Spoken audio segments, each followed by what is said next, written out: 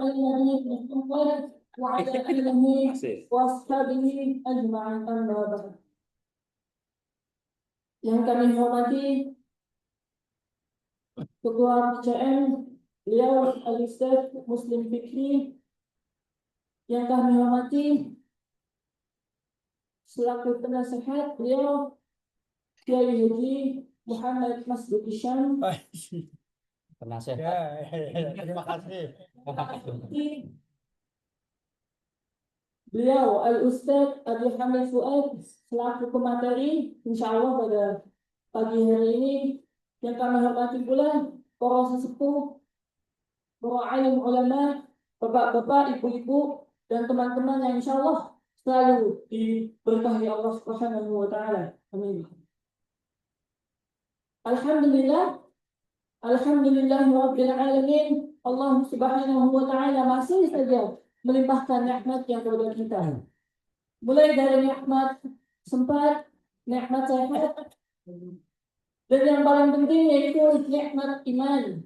Yang mana hanya dengan nikmat iman ini kita bisa menjumpai Allah Subhanahu wa taala di surga kelak.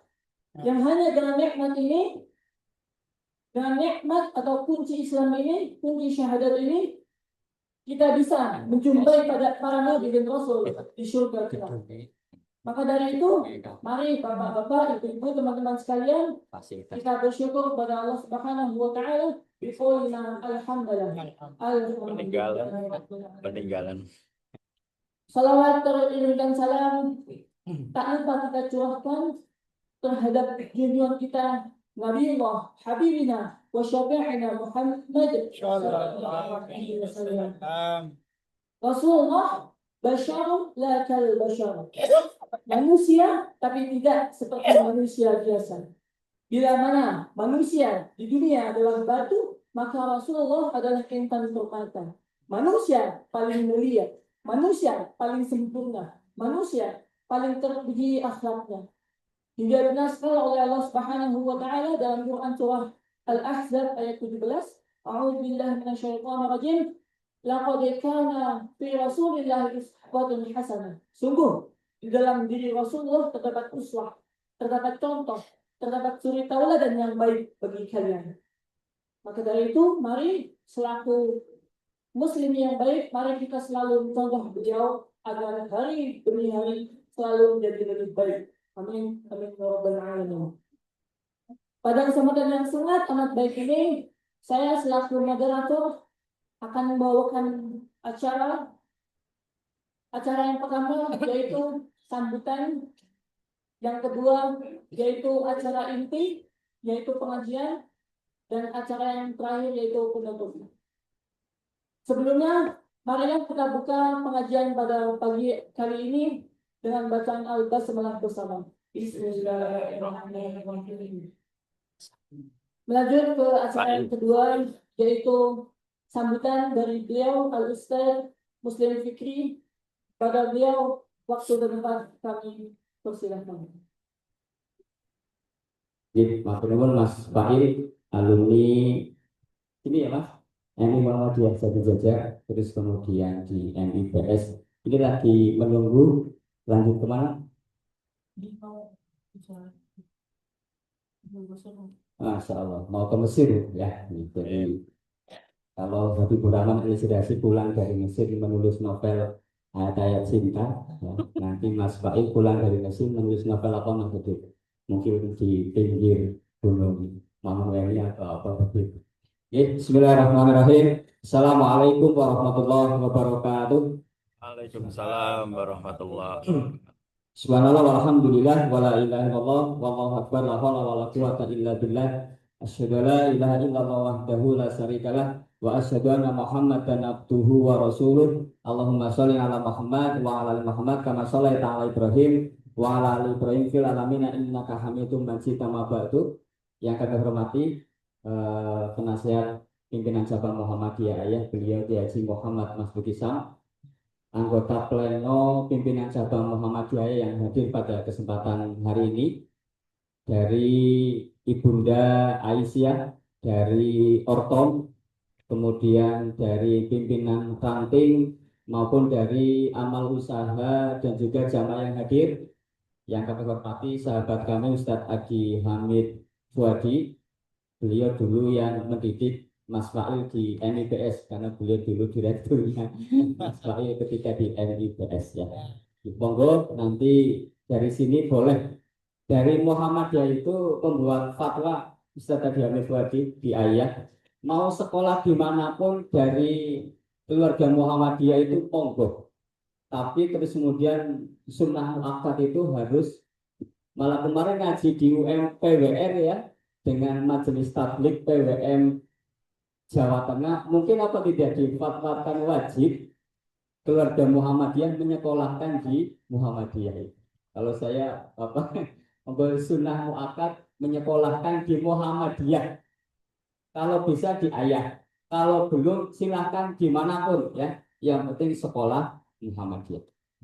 Jadi ini termasuk Mas Fa'il ya. Alhamdulillah nih, bersyukur pada Allah kita pada pagi hari ini kita diizinkan untuk bisa berkumpul di sini. Shalawat dan salam yang milik Allah semoga tercurah pada Nabi kita Muhammad Sallallahu Alaihi Wasallam, Nabi yang kita jadikan contoh keteladanan dalam setiap aktivitas kehidupan kita.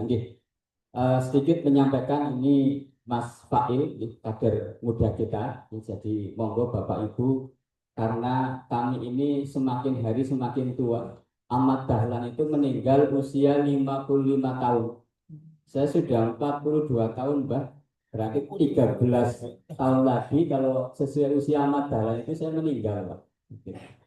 Jadi apa namanya 41. Jadi maka kita perlu terus tidak boleh meninggalkan generasi yang lemah di belakang, ya. Agar dakwah Islam melalui persyarikatan Muhammadiyah betul-betul menjadi wasilah memasukkan umat Islam masuk ke dalam surganya Allah yang luasnya seluas langit dan bumi.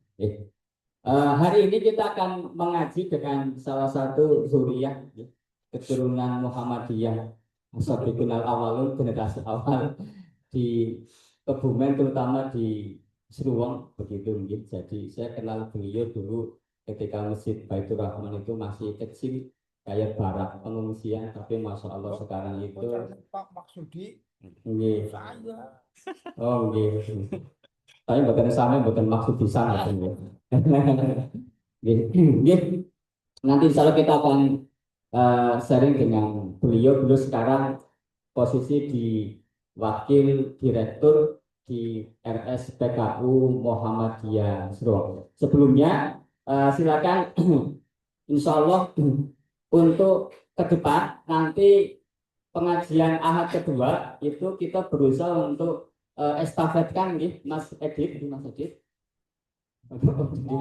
untuk nanti dihandle oleh pimpinan ranting Muhammadiyah dan Aisyah Jati Jajar gitu. Nanti kita akan estafet nanti biar PCM Ayah fokus di pengajian Ahad yang keempat gitu. Kami juga baru selesai Baitul Arqam semalam baru pulang, alhamdulillah. Ini masih pada seger-seger langsung berangkat Mbah Sahib ya, Mbah Nur Salim, Mas Sugi, Mas Ratno, dan Mas Zainul juga ya itu dan lain sebagainya. Menikmati ziarah ke makam Kiai Haji Ahmad Dahlan, ke makam Jasman Al-Kindi, ke makam Sakitu Hulele, ke makam Lafran Pane, dan yang terakhir itu Pak Jazir Takmir Masjid Jogokarya. pada baik karo Ahmad Dahlan kuburan enak. Nggih, Tangaring Karang Aceh. Jadi di Jogja itu ada 3 pusat tempat Muhammadiyah. Satu Kota Gede, yang kedua Karangkajen, yang ketiga Kauman. Itu apa namanya tempat bersejarah Muhammadiyah. Di Karangkajen itu ada makam yang itu khusus makam, syaratnya 2, syaratnya 3. Satu Islam, yang kedua warga Karangkajen, yang ketiga atau tokoh Muhammadiyah. Jadi kalau nanti Mas Zainul pengen dimakamkan di sana, syarat pertama sudah oke, Islam. Yang kedua bukan warga Karangkajen. Tetapi yang ketiga, nanti Mas Janul kalau menjadi tokoh Muhammadiyah berpeluang dimakamkan di sana. Ya. Karena bahaya. Gitu. Dan ini menjadi cita-cita kita. Apa mungkin nanti di ayah kita bareng-bareng kayak di Gombong atau nanti kita ikut, kita punya pemakaman khusus umat Islam, Pak. Dan nanti tidak dicampur, karena saya prihatin di satu tempat di ayah, dan saya sebut itu, salah satu tokoh Masjid Al-Hikmah itu dimakamkan, itu di situ ada pelang salibnya itu. Jadi berarti campur dengan makam yang lain. Iya lah. Lah maka mungkin nanti kita bisa itu kan Gombong ngoten ya Mas Taufik ya. Tapi saya tanya sama Ustaz Santo lagi golek tanah jadi jati negara. Orang nemu-nemu ya sih tegane larang gitu dan lain sebagainya. Saya kira itu mungkin mengangkat, dan sekali lagi monggo Bapak Ibu izin ini pimpinan cabang Muhammadiyah yang masih punya kalender sekitar 15, yang belum punya kalender izin hari ini harus selesai ya. Nanti yang belum punya silakan membeli nanti dengan Mas Edit ya, biar nanti kita faidah farota fangso. Kalau ini PR ini sudah selesai, kita baru pindah ke PR yang lain. Ini belum selesai, kita pindah. Itu ya. Jadi mungkin begitu dari kami. Silahkan nanti keuntungannya untuk operasional pelajar dan juga panti asuhan Muhammadiyah Putri Dalail Asik. Saya kira itu dari kami. Nanti kita mendengarkan nasihat dari beliau Ustaz Adi Hamid Fuadi. Pangapunten muslimin Allah wa fatul qarib wa basilil mu'minin. Assalamualaikum warahmatullahi wabarakatuh. Terima kasih kepada beliau Ustaz Muslim Fikri yang telah menyampaikan sambutannya. Menuju acara yang selanjutnya, yaitu acara inti pengajian yang akan dibawakan oleh beliau Al-Ustaz Al-Mukarram Adi Hamid Fuadi. Kepada beliau kami persilakan.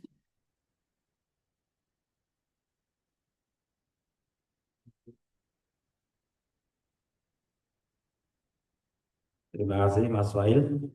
Bismillahirrahmanirrahim. Assalamualaikum warahmatullahi wabarakatuh. Yang menjawab salam, kita doakan rezekinya semakin lancar dan berkah. Amin. Ya, alhamdulillah ala kulli hal wassalatu wassalam ala Rasulillah Muhammad sallallahu alaihi wasallam. Yang sama-sama kita hormati penasihat nasihat pembina Dewan Syuro ya.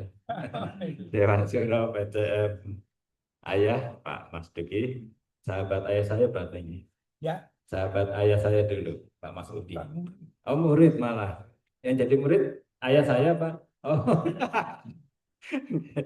Setelah saya, bapak saya guru bahasa Arab, bahasa Inggris salah Ya. salah. Okay. Hebat sekali dia. Okay. Biasa. Mudah-mudahan menurun ke anaknya Pak. Amin. Dan juga segenap pimpinan cabang Muhammadiyah Aisyah Ayah dan ortom-ortomnya beserta warga Muhammadiyah Ayah, semoga senantiasa dalam lindungan Allah Subhanahu wa taala. Amin. Ya, tadi ketua kita ya, Kang Fikri, saya manggilnya Kang Fikri. Pengantarnya banyak bercerita ya, mengingatkan kita tentang zikrul maut ya, mengingat kematian. Ya, mungkin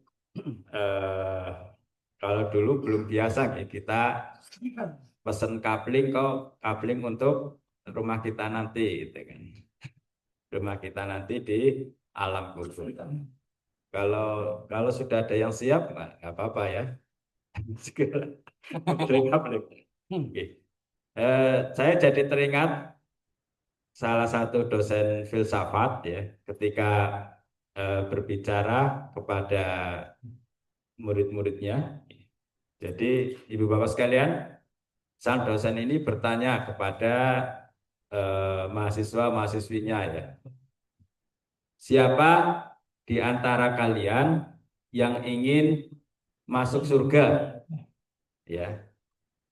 Kalau yang ingin masuk surga, silakan berdiri. Kalau ini Semua mahasiswa berdiri, tapi ada satu yang tidak berdiri. Dosennya kaget kan, "Wih, Anda nggak ingin masuk surga?" "Oh, saya ingin masuk surga." "Kenapa nggak berdiri?" Kata mahasiswanya, "Memang mau berangkat sekarang," katanya. Dia nggak mau berdiri ya. Walaupun ingin masuk surga, tapi nggak mau sekarang kalau masuk surga. Kalau kita ditanya seperti itu, mau nggak kalau kita sekarang masuk surga? Sekarang loh. Sama tadi ya, masuk ya. Bapak Ibu sekalian, ya tadi begitu mengomentari sambutan dari ketua kita. Ya, sebenarnya pada pagi hari ini mungkin pengajian saya eh, tidak lazim ya, biasanya banyak dai bicara fikih gitu ya. Insya Allah udah pada ngotot lah kalau itu ya. Tadi juga Mas Fikri menyinggung terkait apa fatwa ya, terkait loyalitas kita ya. Ada kalau di Tarji itu ada 3 jenjang ya. Ada opini, ada fatwa, ada putusan tarjih. Yang paling rendah itu adalah opini yang masih menjadi pendapat perbedaan atau pendapat masing-masing ya warga atau juga para pimpinan majelis tarjih. Kemudian naik levelnya tadi yang sampaikan Mas Fikri fatwa ya. Kemungkinan ada fatwa wajib menyekolahkan anaknya di AUN. Ya termasuk fatwa wajib berobat di PKU ya. Ya boleh PKU Seruang. Tapi ini Mas Fikri, fatwa ini kan eh, lazimnya di masyarakat dikenal tidak mengikat. iya. Fatwa sesuatu yang tidak mengikat. Seperti fatwa merokok tahun 2010. Hmm. Bagi Muhammadiyah fatwanya merokok itu haram. Ya. Sampai sekarang belum dicabut. Tapi bagi para ahli hisab tadi, para perokok tadi, ya tetap merokok. Mengatakannya ya itu fatwa nggak mengikat. Jadi boleh tetap merokok ya.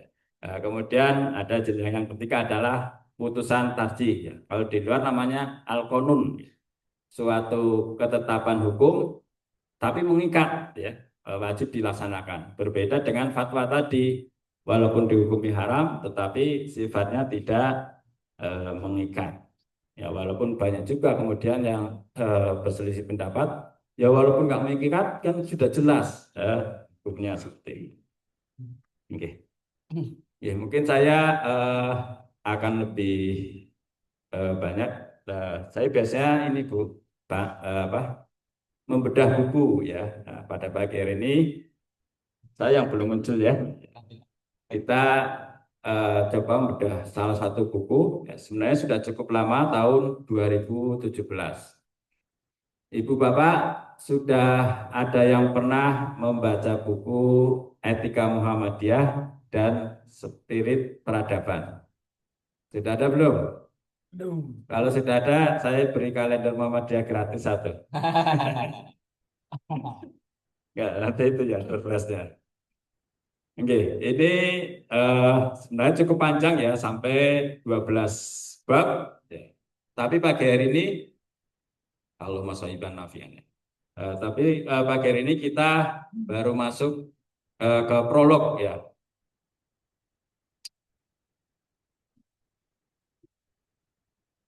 Yaitu pendekatan teologis memahami etika Muhammadiyah. Etika itu apa Bapak Ibu sekalian? Apa Mas Fail? Etika itu apa? Adab ya, moral gitu ya. Ya, walaupun kita kenal ada etika, ada moral, dan juga ada akhlak. Ketiga-tiganya, etika, moral, akhlak berbicara tentang baik dan buruk. Bedanya di mana? Etika, moral, dan akhlak. Yang kita bahas sekarang adalah etika Muhammadiyah.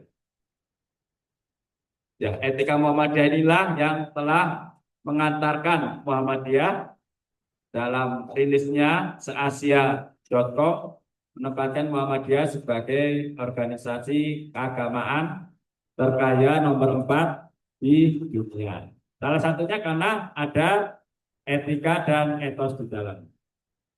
Tadi perbedaan tadi, kalau etika itu sumbernya dari akal, dari ilmu pengetahuan. Kalau moral dari tradisi masyarakat. Seperti tadi Mas Fikri cerita, di sini pengajian sudah mentradisi setiap Ahad keempat, Ahad kedua, jam 7. Ya. Tak kanting, berani nggak Mas Fikri merubah jamnya? Katanya enggak lah, itu sudah jadi tradisi. Ya. Kemudian yang akhlak sumbernya adalah Al-Quran. Yeah. Bapak Ibu sekalian, sebentar lagi kita akan insya Allah akan menjalankan puasa Ramadan. Ya.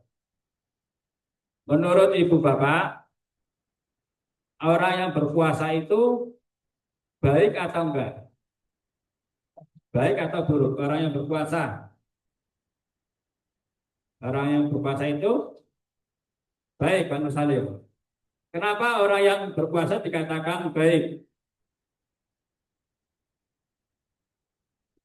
Karena Al-Baqarah 183 itu ya. Karena ada perintahnya. Itu dalam filsafat dikatakan deontologi ya.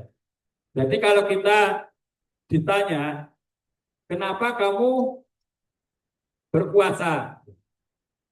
Jawabannya karena ada perintahnya dalam Al-Quran. Dalam Quran surah Al-Baqarah ayat 183. Tapi kemudian ada enggak yang ditanya, kenapa kamu berpuasa? Selain karena ada perintah, biasanya jawabannya apa? Apa Bapak Ibu sekalian? Sudah muncul ya? Nah itu. Ini etika semua ya, ada utilitarisme, deontologi, dan ada etika kebajikan. Ada juga yang ditanya, kenapa kamu berpuasa? Karena biar sehat. Ya, ada kan? Jawabannya kan macam-macam ketika ditanya kenapa kamu berpuasa. Tadi yang pertama, ada yang karena perintah Tuhan. Ya, itu namanya deontologi. Karena itu sudah perintah, ya pokoknya saya jalankan. Enggak mikir puasa akan sehat atau enggak. Tapi ketika kita ditanya, kenapa kamu puasa? Karena biar sehat. Yaitu masuk utilitarisme. Karena kita berpuasa ingin ada sesuatu yang didapat. Termasuk sehat, biar masuk surga. Atau zakat, infak, sedekah gitu. Kalau Bapak Ibu ditanya, kenapa Bapak Ibu sekalian mau membayar zakat, infak, dan sedekah? Kenapa Pak Mas Budi? Kenapa Pak Mas Budi tadi mau berinfak gitu ya? Jawabannya apa? Apa karena ada perintah? Ya. Karena ada perintah untuk berzakat. Kita biar ditambahin rezekinya. Kalau kita membayar zakat, infak, sedekah karena ada perintahnya ya, khudmin awalim sedekah dan lain-lain, itu berarti kita masuk dalam etika deontologi. Ya. Kita mau zakat karena ada perintahnya. Nah, pertanyaannya, kalau nggak ada perintah zakat, infak, sedekah, kira-kira kita masih melakukan nggak? Ya, kira-kira apa? Kira-kira kita sebagai umat Islam, kok di dalam Al-Quran nggak ada perintah zakat, infak, sedekah. Kira-kira kita tetap mengeluarkan infak, sedekah enggak? Kayaknya enggak ya. Ya itu artinya kita masuk yang tengah ya, deontologi. Kita mau berbuat baik karena ada perintahnya. Kemudian ada yang ditanya, kenapa kamu mau berbuat baik? Kenapa kamu mau menolong orang, memberi uang ke orang? Ada juga yang jawabannya, biar suatu saat saya juga ditolong. Itu masuk yang utilita, ya, utilitarisme. Karena ada sesuatu keinginan yang kita raih. Membantu orang karena ada tujuannya, ya itu namanya etika utilitarianisme. Ya. Kalau ada teologi karena ada perintahnya. Ya tahu dalam kehidupan sehari-hari misalnya lampu merah. Menurut ibu bapak sekalian, lampu merah di traffic light, orang yang berhenti di lampu merah itu orang yang baik apa orang yang buruk? Orang yang baik. Kemudian ditanya, kenapa kamu lampu merah berhenti? Karena ada aturan, ya. Karena ada aturan. Berarti kalau nggak ada aturannya ditabrak aja ya lampu merah ya. Lewat itu ya. Kalau nggak ada hukuman bahwa yang melanggar lampu merah itu akan didenda. Kira-kira kita akan tetap merabas nggak? Tetap merabas ya. Adapun tetap merabas karena melihat ada polisi apa enggak. Lain ketika kita ditanya atau mungkin dalam posisi malam hari ya. Malam hari ya mungkin sekitar jam 2 itu ya. Jam 2 siang apa lampu merah. Tapi kanan kiri depan kita nggak ada mobil, nggak ada motor. Kira-kira kita tetap berhenti atau terus jalan pada lampu merah. Padahal kosong. Jujur. Baik. Padahal aturannya jelas kan. Lampu merah ya harus berhenti. Kalau kita berhenti namanya kita masuk yang tengah, deontologi. Tapi kalau kita terus jalan karena kita berpikir, wah ada orang motor, kanan kiri depan kita, ya kita akan terus. Kita ada tujuan. Kenapa saya melanggar lampu merah? Kita punya alasan. Ya. Kita punya alasan, wah saya ini sedang dikejar waktu ya. Nanti telat, daripada telat, ya saya terabas saja lampu merahnya. Nah, itu namanya utilitarianisme ya. Berbeda ini dengan virtu etik atau etika kebajikan. Etika kebajikan itu ya orang yang baik, berbicara orangnya. Yaitu kita dalam berorganisasi juga melihat situasi seperti itu. Ya. Seperti sekarang, misalnya kenapa ibu bapak hadir di pengajian ini, padahal gerimis, hujan, ya. Katanya ya enak turu namun mah ya rebahan, ya scroll HP. Datang ke pengajian ini karena nggak enak sama Pak Mas Duki, ya. Atau karena ada tujuan lain, ya. Kalau nggak enak sama Pak Mas Duki berarti karena ada deontologi, ya. Karena ada perintah kita berbuat baik. Tujuannya, ya jalin silaturahim, ya, mendapatkan ilmu baru dan lain sebagainya. Ya, ini kita bicara etika. Ya. Kita dihadapkan pada situasi yang demikian. Ya, termasuk mungkin pemimpin kita ya Pak Prabowo. Di sini sudah ada MBG belum Pak? Belum? Waduh, Masya Allah. Belum rezekinya ya. MBG itu juga dilema moral. Ya. Di sisi lain, para penerima senang ya, dengan adanya MBG. Tapi ternyata di sisi lain, anggaran MBG ini diambil dari anggaran pendidikan. 67% anggaran pendidikan untuk MBG. Nah, kira-kira ini benar nggak? MBG kan perbuatan baik. Tapi diambilkan dari dana pendidikan 67%. Ini kira-kira baik apa buruk, Pak? Ini Pak ya. Di sisi lain ada mengatakan, wah MBG baik ya, membuka lapangan pekerjaan, betul, membuka lapangan pekerjaan. Anak-anak senang, termasuk anak saya itu sampai pagi nggak sarapan gara-gara tahu ada MBG. Padahal kalau dilihat dia lauknya biasa Pak, tapi mungkin karena makan bareng teman-teman sama jadi asik gitu ya. Tapi di sisi lain dikritisi misalnya oleh dosen UGM, ini melanggar HAM ya, karena mengambil dana pendidikan sampai 67%, mengambil dana kesehatan sampai 7%, dana ekonomi 4%.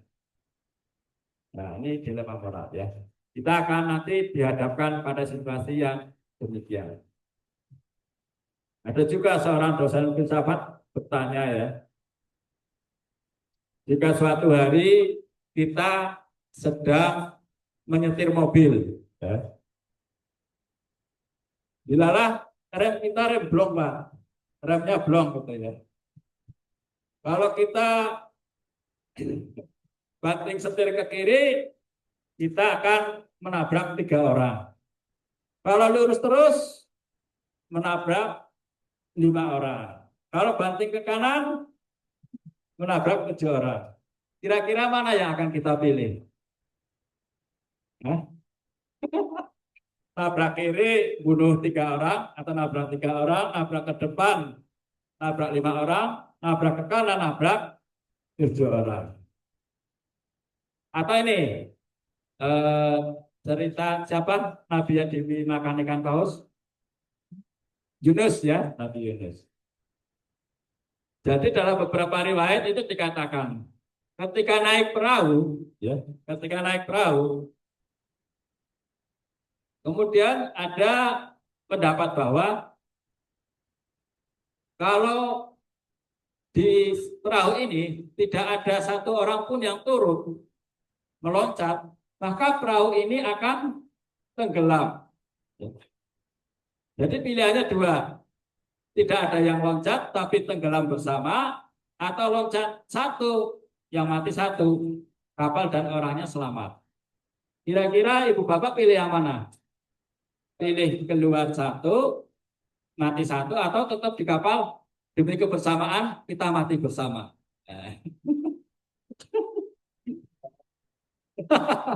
Ya, kira-kira apa pilih yang mana Pak?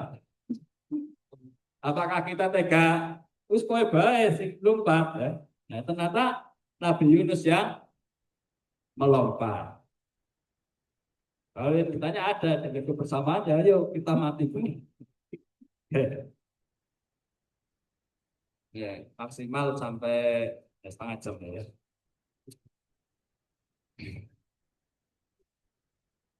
Oke, Bapak-Ibu sekalian, ini apa? Historis ya munculnya Muhammadiyah. Ya mungkin nanti menarik juga Pak Mas Duki, bagaimana munculnya Muhammadiyah di Ayah. Itu tahun berapa Pak Mas Duki? Mas Fikri perlu bikin buku sejarah Muhammadiyah Ayah ini. Oh, belum. Ya. Tahun ini ya. Baru Januari loh, Desember kan. Penting itu ya. Apalagi nanti kalau suatu saat ada mahasiswa S1, S2, S3 melakukan penelitian di Ayah, ya, itu biar kelihatan gagah Pak Muhammadiyah, punya dokumen. Ya. Ini Muhammadiyah punya buku sejarah Muhammadiyah Ayah. Masuknya tahun 47. Wow, saya belum lahir ya. Indonesia merdeka 2 tahun terus berdiri Muhammadiyah ini. Siapa Pak yang pertama? Pada Lail. Oh, ya, oke. Ya. Jadi adanya Muhammadiyah, tapi dulu ya yang pertama di Jogja karena peristiwa sosial budaya yang bernafaskan Islam. Dan kenapa Ahmad Dahlan memilih tetap istiqomah ya, di jalan ormas? Dulu kan sempat ada diusulkan agar menjadi organisasi politik. Ya. Muhammadiyah pernah diusulkan agar menjadi parpol, tapi Ahmad Dahlan tidak setuju. Ya. Muhammadiyah tetap ormas, anggotanya silakan ya, silakan kalau ada yang ingin aktif di parpol. Nah, ini penting Pak ya bicara sejarah. Kemudian ya B ya ini ya. Oke. Muhammadiyah dan etos pelembagaan peradaban. Ya kalau di 1 abad yang lalu para ulama masih berpendapat bahwa amal soleh itu ya urusan pribadi, ya, bukan urusan kolektif. Iya, sehingga ada saudara kita yang bahkan mengharamkan mendirikan organisasi. Dari saat itu 113 tahun yang lalu sampai sekarang masih ada ormas Islam yang mengharapkan membuat organisasi atau melembagakan amal soleh. Padahal perintahnya ada di Quran surah Ali Imran ayat 104 ya, atau As-Saff ayat 4. Itu sama perintah berorganisasi. Nah, kenapa ada yang melarang umatnya mendirikan organisasi? Karena berpendapat melihat Nabi tidak pernah membuat organisasi. Ya. Karena Nabi tidak pernah membuat organisasi, kemudian diyakini bahwa kita juga tidak boleh membuat organisasi. Padahal perintahnya ada. Ya perlu kita pelajari kenapa saat itu Nabi tidak membuat organisasi. Yang pertama jelas kedudukannya. Kita berbeda dengan Nabi. Karena Nabi kan sumbernya langsung ya dari Allah. Ya dia dan kita nggak bisa berlaku seperti Nabi. Kita perlu musyawarah. Bahkan Nabi pun juga bermusyawarah. Ya.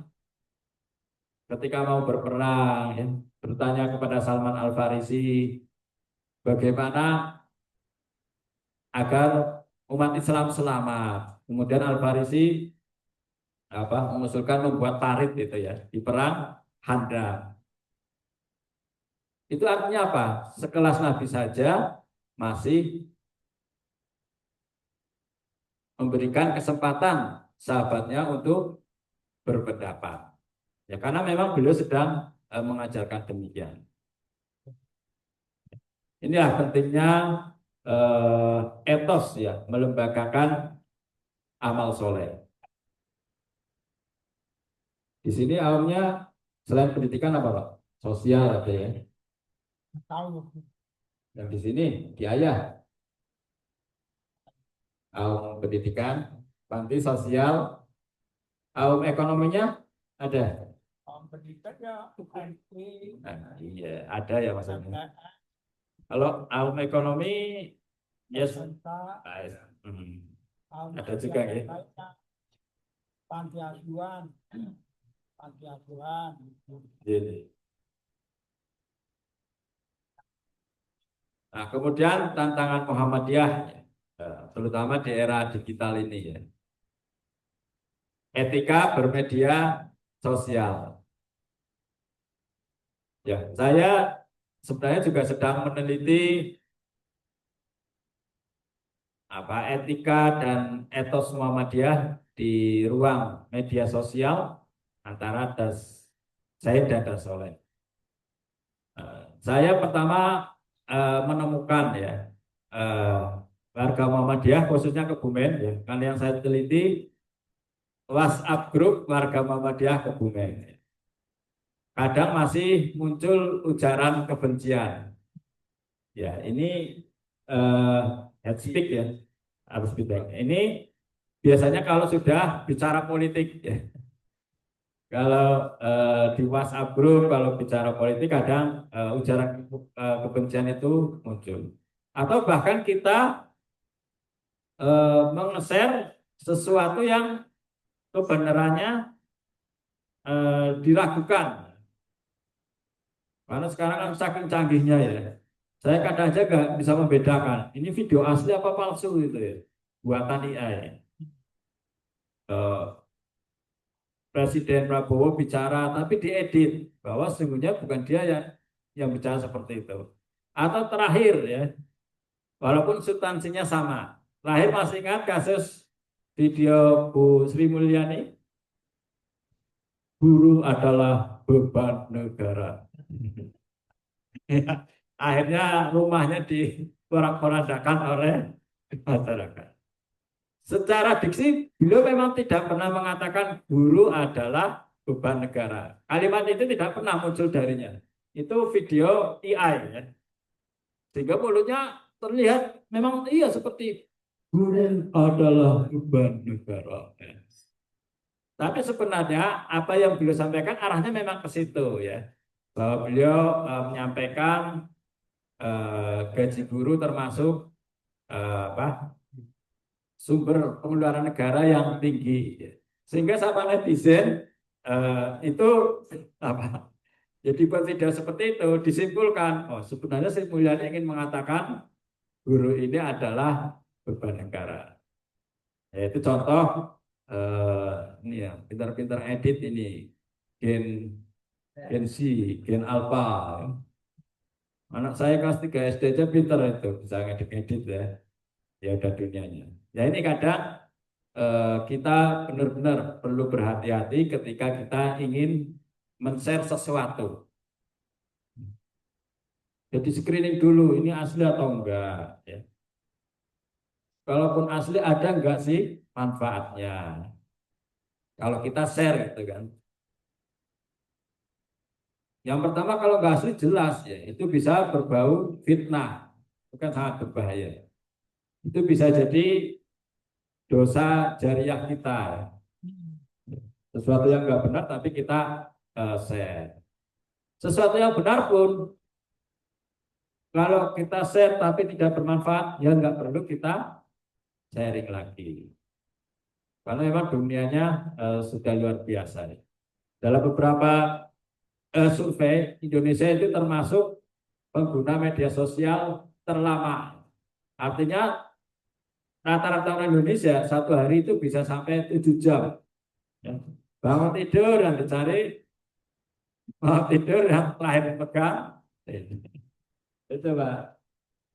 Ya kalau digunakan untuk hal yang positif baik. Tapi kan kecenderungannya enggak ya. Kadang kita FOMO. Tahu FOMO ya? Takut ketinggalan berita. Jadi ya dibuka terus ya HP-nya, WA-nya.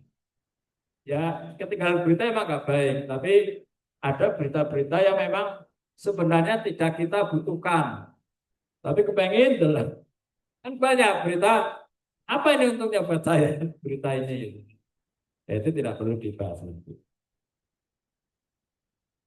Nah, kemudian ini Pak Prof. Amin Abdullah memberikan usulan ya modal dasar untuk rumusan etika Muhammadiyah. Pertama yaitu ihsan.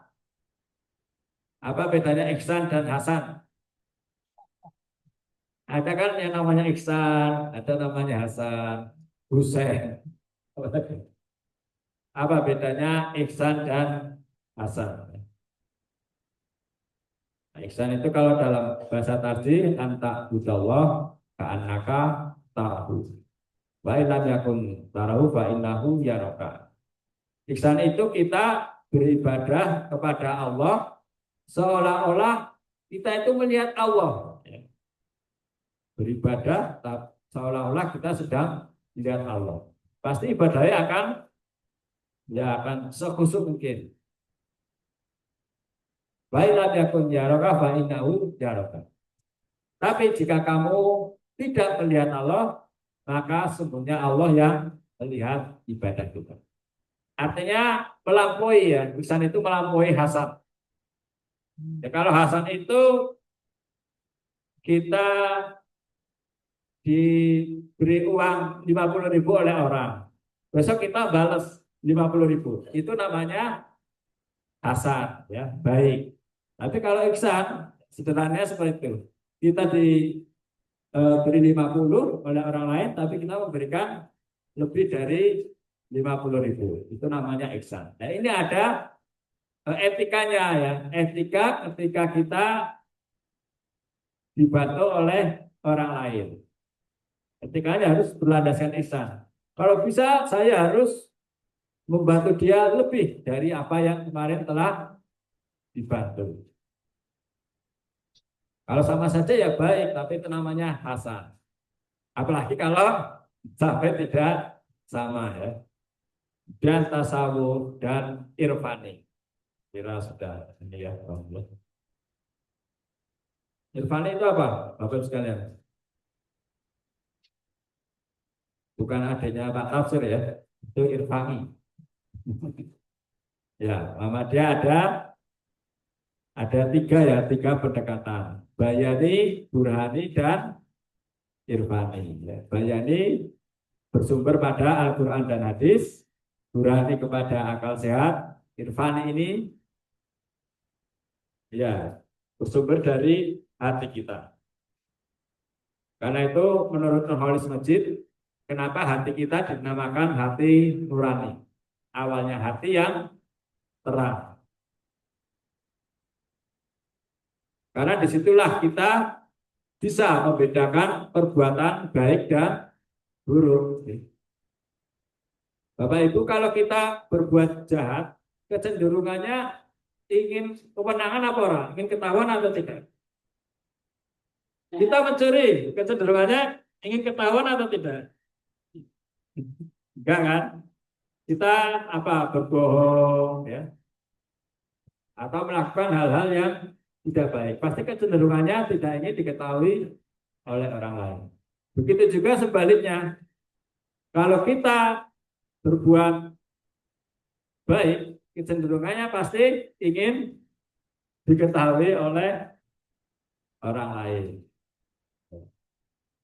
Ya seperti sensor tadi ya. Jadi hati kita masih nurani, belum menjadi zulmani. Hati zulmani hati yang gelap, hati nurani hati yang terang. Ketika hati kita sudah tidak bisa membedakan, merasakan. Misalnya contoh tadi di awal. Kalau kita nerobos lampu merah, ya, kira-kira deg-degan apa boten? Kalau kita melanggar lampu merah, kira deg-degan atau boten? Deg-degan, karena kita tahu itu bukan perbuatan yang baik. Saya ya pernah ya beberapa kali, karena dalam posisi magel itu Pak ya, tiba-tiba udah kuning langsung merah. Nah, kalau saya ngerem mendadak kan mau kajian belakangnya nubruk kan, tapi saya tabrak terus lampu merah. Tapi saya tetap deg-degan Pak, deg-degan kewenangan. Apalagi sekarang ada CCTV kan di lampu merah. Saya pernah kena disurat sekali karena ada foto CCTV saya melanggar lampu merah. Tapi kalau kita saat melanggar lampu merah kita ngerasa deg-degan, merasa bersalah, itu artinya hati kita masih normal. Beda naik nerabas lampu merah tapi suara deg-degan biasa. Itu hati kita sudah nggak normal tuh, sudah nggak bisa jadi sensor, sudah tidak bisa mensensor ini baik atau buruk. Karena apa? Terbiasa bermaksiat, terbiasa berbuat jahat, tidak baik. Lama-lama hilang dari nurani menjadi zulmani. Dari hati yang terang, hati yang bisa membedakan baik dan buruk. Hati nurani, hati zulmani, hati yang sudah tidak bisa membedakan baik dan buruk. Termasuk orang seperti klepto, ya, bukan sudah hilang, ambil uang atau koruptor, ya, berulang kali di penjara masih korupsi, di penjara. Nah, itu sensornya sudah hilang. Jadi Bapak Ibu sekalian, kalau kita suatu saat berbuat nggak baik, tapi kok hati kita merasa tidak tenang, itu harus disyukuri, ya. Artinya hati kita masih normal, sensor kita masih berfungsi. Ya, karena dari situ ukuran awal, ya, perbuatan baik atau buruk. Nah, demikian Bapak Ibu sekalian, mudah-mudahan ada ibroh, pelajaran dan hikmah yang bisa kita petik dan bisa kita amalkan. Assalamualaikum warahmatullahi wabarakatuh. Wassalamualaikum warahmatullahi wabarakatuh.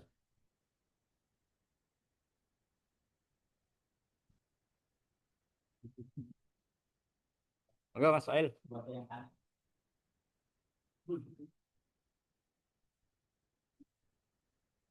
Itu belum habis kalendernya.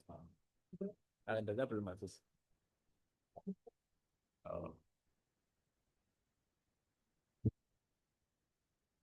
Kepada beliau Al-Ustaz Adi Hamid Fuadi kami ucapkan terima kasih. Kemudian selanjutnya kita buka untuk sesi pertanyaan. Siapa tahu untuk Bapak, Ibu atau teman-teman ada yang ingin bertanya, kami persilahkan. Silakan Bapak Ibu.